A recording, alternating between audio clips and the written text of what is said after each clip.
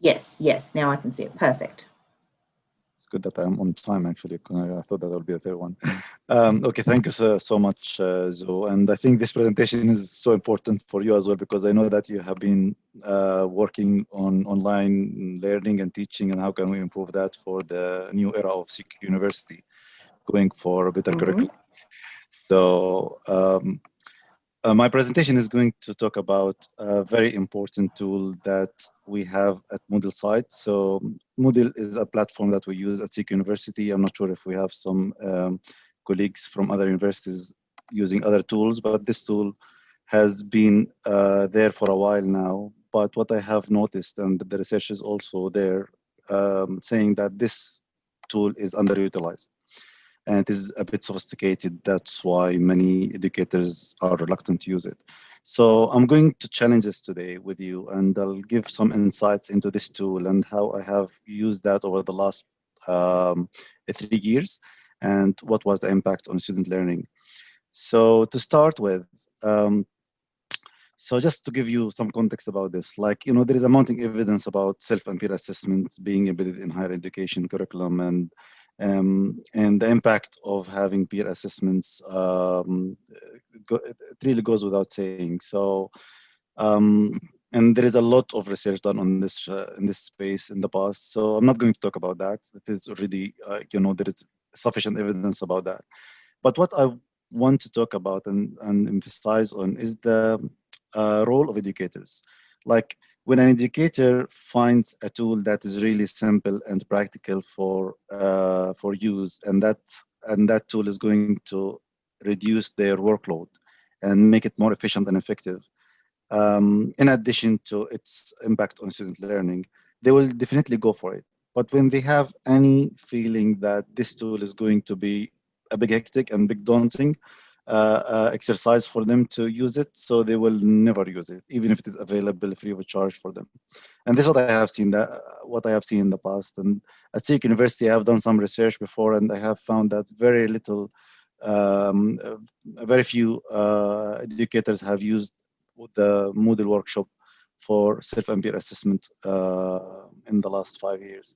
So this tool is called Moodle Workshop, and it is used to facilitate efficient design and administration of online self and peer assessment.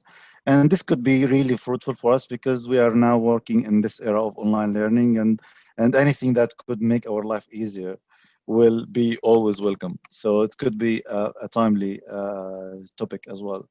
So just to tailor my presentation to suit your interests. So if you open a new browser tab or use your mobile phone, I have a question for you. So if you go to minty.com and then use the code 8583866, you'll be able to connect to these slides. And then you'll find a question posed on the slides. And I would like to know whether or not you have used the Moodle workshop or something similar in the past. So just a new browser tab, and this is a code, and this is a question that I have for you. How familiar are you with Moodle workshop plugin? Not familiar at all. Familiar, but you never use it. You use it sometimes, or use it regularly, or you have a different tool that you have used maybe at another university. Because I know, the learning platforms have different tools, and in Blackboard maybe there is something available there now, and I'm not sure about that. So this is interesting. Um, so what I'm going to talk about, I'm going to show you how this tool works and what is it all about in the first place, and why we have to use this tool. And I'm going to do some marketing here, guys. But I'll just try to share some tips that I have used in the past, which was proven to be very effective with my students. So, so the tool in the first place is a very engaging tool for students. It makes your life as an educator much easier if you have the setup done right in the first time. You can automate the entire work. The entire self and peer assessment can be automated, and we use algorithm. The Moodle site includes that plugin, which uses algorithm to do that in the background, and it can significantly reduce the work load of the marking. process significantly. It can be reduced if you do it right, and it can also increase the student satisfaction about the entire journey while they are learning. They feel that they are more motivated, engaged, and they are more accountable of what they're doing. When they take the role of the assessor or the faculty by assessing other students, they have a lot of positive feelings about the entire process.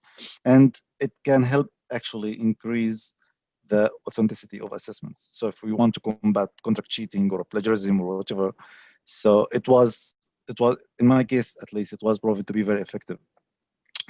So, and one of the features that I have seen in this tool is that it can help you configure anonymous and random peer assessment. So you remember the face-to-face peer assessments where we give the assignments, in hard copies to each student. Everyone knows who's assessing each other.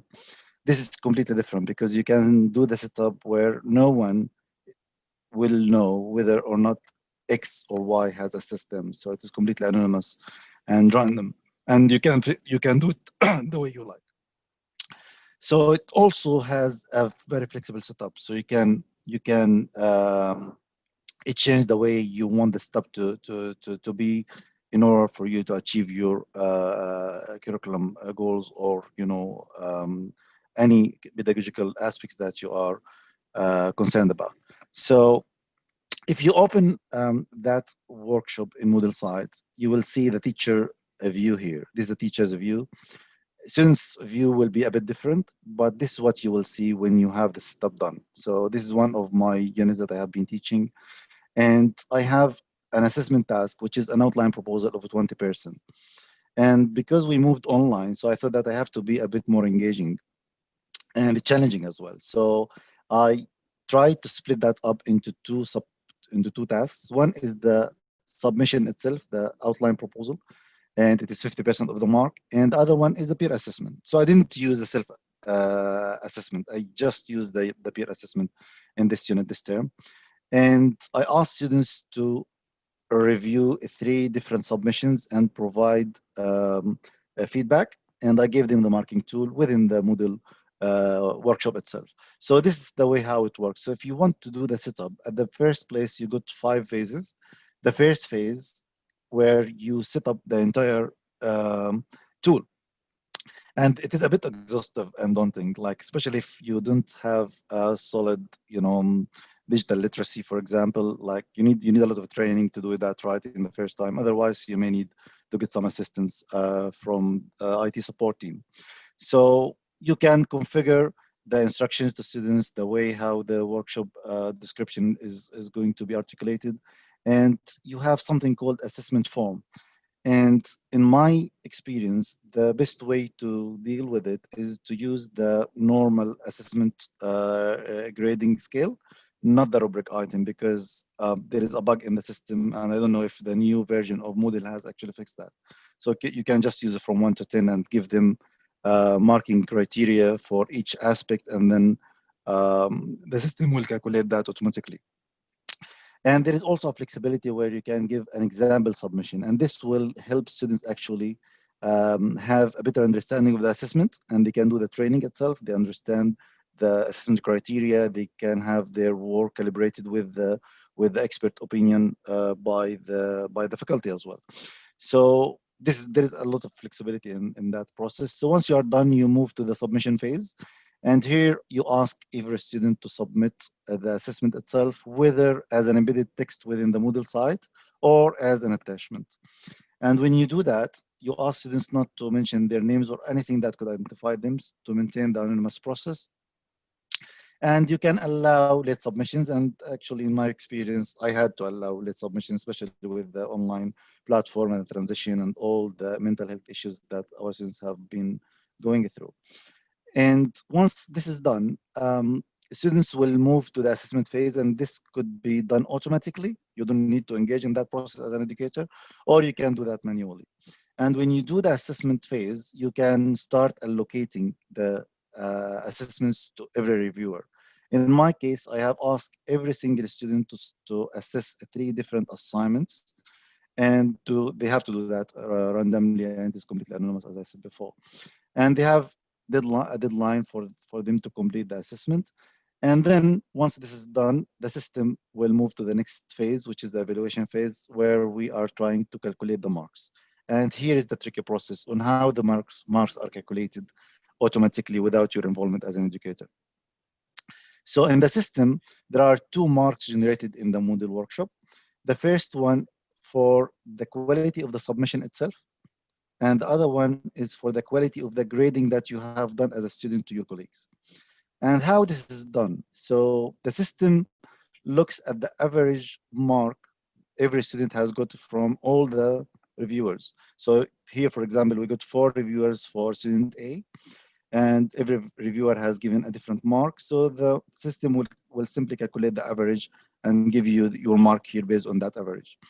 If you would like this to be more credible, you can allocate that task as well to one of your faculty members. So maybe a tutor or a casual academic who can do the marking with more weighting. So you can also specify the weighting, like maybe you can times it by 4 and say all students, for example, will have their own marking, but your marking will have more influence on the average grade at the end of the day because you have more weight. And the tricky part is on how the grade of grading is calculated. So it's a bit simple if we just describe it this way. Every student will, you will give a grade to 3 different students. Student A has given a grade to 3 different students, and his grade is calculated based on the best assessment for that particular submission. So if we have 3 submissions, 3 assessments done for that submission of a student A, and the 3 submissions have very similar mark, everyone will get 100 because the best assessment is just the average of the 3 marks given, and you will only be compared with the best assessment being the average. So how far you are deviating from the best assessment is an indicator that you will be losing some marks. So the closer you are, the better marks you will get. And usually the grade for assessment is a bit generous because it is mainly about a participation thing for students. It is like a participation mark. So most students will get very high marks on the second one, especially if you configure the grading system to be a fair grading arrangement. So this is the way how the grade works. And you don't have any influence as an educator in the process unless you think that there is, for example, a student B has given a very exaggerated mark because, or it is completely unrealistic. So you can go and revise that mark, for example, to make it more credible. So this is how it works in the background, but there are a lot of limitations regarding the use of this tool. So over the last years, I tried to work around these limitations. One of the problems that I have faced where students have complained about the credibility of their peers marking, especially when we have a very high achiever, not happy with a low achiever who marked him or marked her, and their feedback was not very fruitful or it is a bit meaningless. So I got that complaint many times before, and that's why you are trying to give the assessment to 3 different submitters or 3 different reviewers because you can diminish the situation where the 3 feedbacks given to that student are not very fruitful or useful. Or you can include an assessment option for you to do the marking yourself as a faculty member for high achieving students. It can work both ways. And there is also a diverse peer feedback. Some students give a very thorough feedback, some students don't do that. And what you usually do, you encourage students to give constructive feedback. You give them training and tutorials on how to give constructive feedback and not to be harmful in terms of the language that they use. So I did that training as well. So that has improved a lot the outcome at the end of the day. So moderation is required. So whatever automation we talk about is still you need to do some moderation, especially when you are left with only 2 reviewers have already marked the submission. Because if you just give that to 2 reviewers, everyone will get 100% because the average mark and the best assessment is comparing the average with the mark done by every student. So you should have an odd number, 3 students, or even 4, because the average will be also different. So that's also something that we should consider, especially when it comes to late submissions. And that's why I have mentioned here that we need 3 reviewers. And try to avoid the You rubric have 1 option. minute left, Salman. I'm Sorry to almost done. interrupt. So I'm almost done. So just try to avoid the rubric option because it didn't work in my case. And sometimes if you have late submissions, you would need to do it yourself because the system will just calculate the marks based on the existing submissions. So you will need to do the marking yourself for late submissions. So this was the impact on students' learning. So I have asked students in the midterm evaluation, what do you think about this self-assessment, self-and peer assessment? And most of them were very happy. They strongly or they usually agree with this rating question that it improved their learning experience. One of them has said the best part was the peer assessment of the assessments, as we were able to mark others and evaluate others and give and take advice and to and from others and help us improve our writing and literature. So the takeaway message from here is, I'm just trying to market it for you guys. Like, just try it. It's so powerful. I used it for over the last 3 years, and it is so helpful for you to reduce your marking load and to make sure that your students are genuine and authentic in their approach for their learning. And it is a bit daunting at the beginning, but once you have done the setup the first time, you can just roll it over every next term, and you will have a peace of mind. Just little change will be required to change the dates, and that's it. Thank you so much for your attention. Over to you, Zoe. Thank you very much. That was really helpful. I found that brilliant, and I can see there's a lot of chatter in the chat as well. So I think we all got a little something out of that. Now, my next presenter is Mo Katta, but I can't see Mo in the room with us. If you are present or if you're speaking on behalf, please pop up now. Anyone? No, I didn't think so. I couldn't see Mo in our room at the moment. I did also have a presenter, Alex Russell, as well, who was supposed to be in here today to talk about using Qualtrics as a teaching and research training tool, but I can't see Alex in our room at the moment either. Is anybody on Alex's behalf? No. Okay, that's a bit of a shame. Look, I am going to skip over to the questions now, and I'm going to open the floor up if anybody would like to have, because we have plenty of time left now with our presenters not being able to make it this afternoon. So I do see that there's a couple of questions here about Shang, and I think you've already answered those.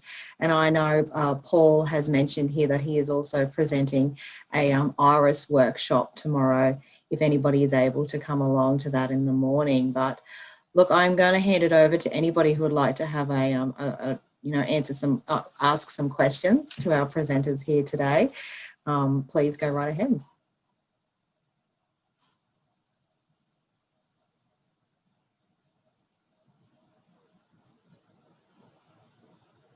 Anyone? Isabel, you've mentioned. To the first presenter, yeah. Chin. I tried to type it, but you asked me to be the second presenter. There are two concerns with regard to online exams, and I would like to know how your university has actually addressed them. The first is the privacy concerns for students, and because I have seen in the past, there was some legal cases about the privacy breaches. And the second one with regard to the lack of equipments, because some students come from low socioeconomic backgrounds and they may not have the tools. They may not have the laptops or cameras. They may use their, mobile phones, to do the entire work. So how did you address these two issues? Okay, so basically for students that if they don't have access to like a webcam or microphones, in this case, they can come to campus, to the library to borrow the laptop. And also they can borrow the webcam and the microphone. And for students in remote area, I don't have such, to be honest, I don't have such issues at the moment. there are no student complain about they don't have laptop, but we provide the laptop if student need it. They can borrow from the library. It's free of charge. In terms of your second question, you're talking about the privacy, right, for student, the confidential information. Yeah, so as I said earlier, like the students' data and also the student data is protected, actually kept securely in the curtain server. So we will keep the data as long as for 7 years, and the only purpose to keep the data is to maybe for the future investigation of academic misconduct. So that will not be publicly available for other purpose. Yeah, so it should be not a big concern about that. Yeah. Thank you, Ching. No worries.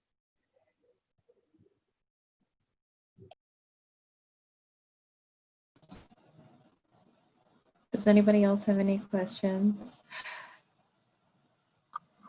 I might just comment a little bit more about Iris there for Summer with the privacy issue. So the interesting thing with, so I'll be presenting with Paul tomorrow, we're extending this a little bit about Iris, but the interesting thing there is that it's not invigilated offshore. It's invigilated in Australia by the teaching staff on campus. And I think that helps to eliminate a lot of the concerns about privacy, that the video footage is staying onshore, and they're certainly not making students stand up and walk around the room and show everything in their bedroom like ProctorU has been reported to be doing. Yeah, that's a really good point to make there, Richard, because I think those questions are, you know, on the tip of everybody's tongues when we're talking about online exams. Yeah, it sounds like tomorrow's session is a pretty good one if we can get an opportunity to get a hold of it. And I do know that these sessions are being recorded as well, so we will make those available to you once we're finished and we've had a chance to edit everything. Isabel here. How's it going? Nice to meet everyone. It's my first time at one of these conferences. My query is for Samir. Workshop is very interesting. I have had a look at all the tools in Moodle. I'm at ACU and we are one of the institutions that use Workshop. You know the examples you show, when I click on Workshop and I add the activity, will there be like an easy fill area of where you put things, or you've pretty much kind of gone behind the scenes in order to develop that that you showed today? I guess what I'm asking is we've never been introduced to Workshop before, and I'm just wondering how easy it is to actually use the system to design for what you want it to do, like lesson plan, for example, or something else that's within Moodle. You can do that without kind of too much issues, shall we say? Yeah, it should work like normal, like, you know, how do you do the assessment itself for any assessment that you configure? It is the same thing, but you will have a platform. If there is times where I can just demonstrate that over 2 minutes just to show how this works in the background, if you would like. Yeah, go right ahead. We have ample time left if you'd like to do a quick demonstration. I'll just share the screen again. And here is the assessment, for example, that I was talking about. But like if you want to start a new assessment, a new thing, this is my unit, and this is the student. No, okay, we'll go back to assessments.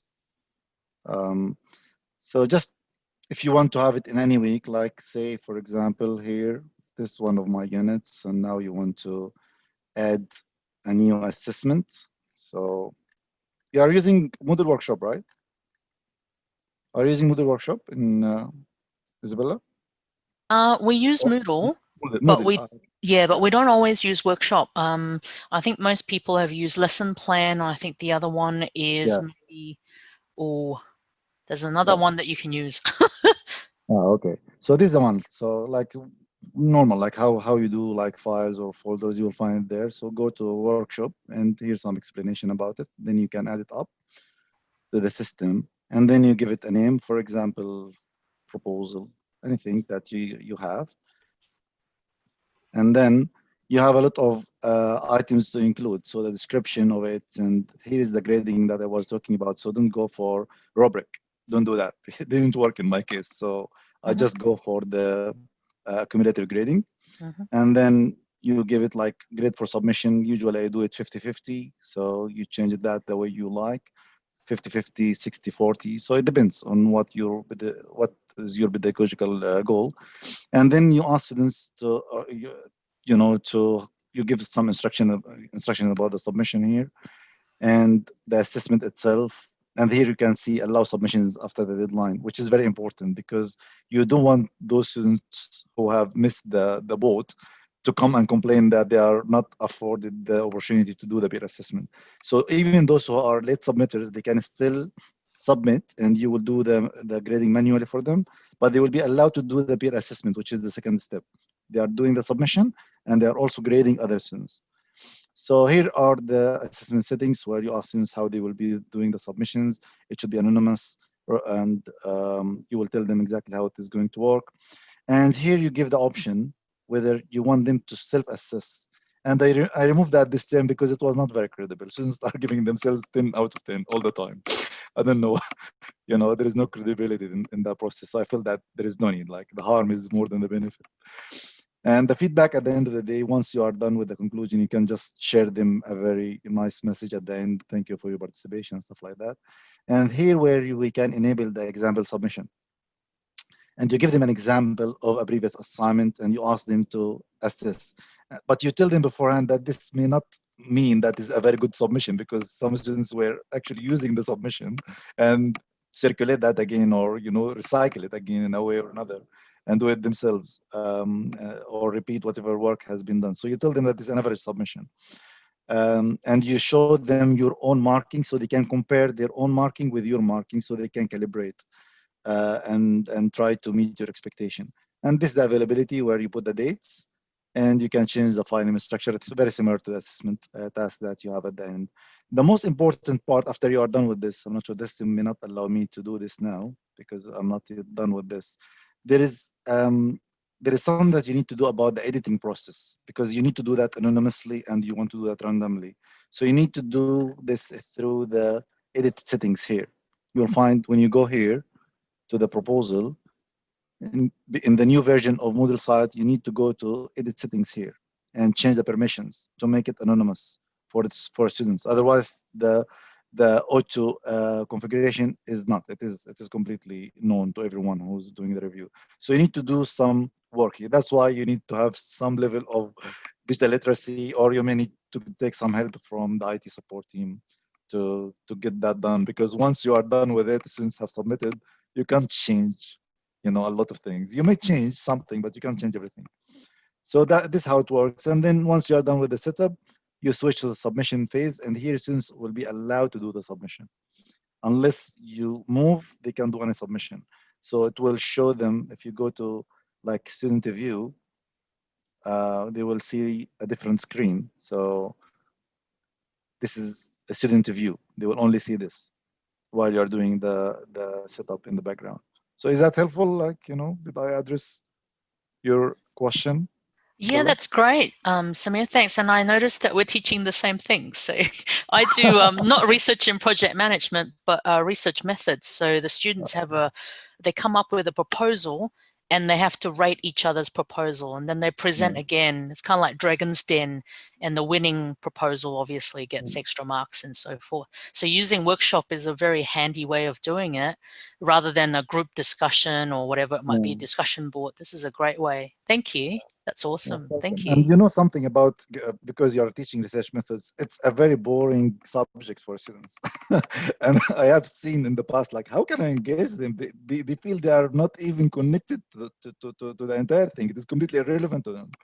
So I try to engage them in so many ways. Like, I have done a lot of literature just to put the best practices in my unit and see how that could impact them in a way or another and help. Tomorrow I'm going to talk about that.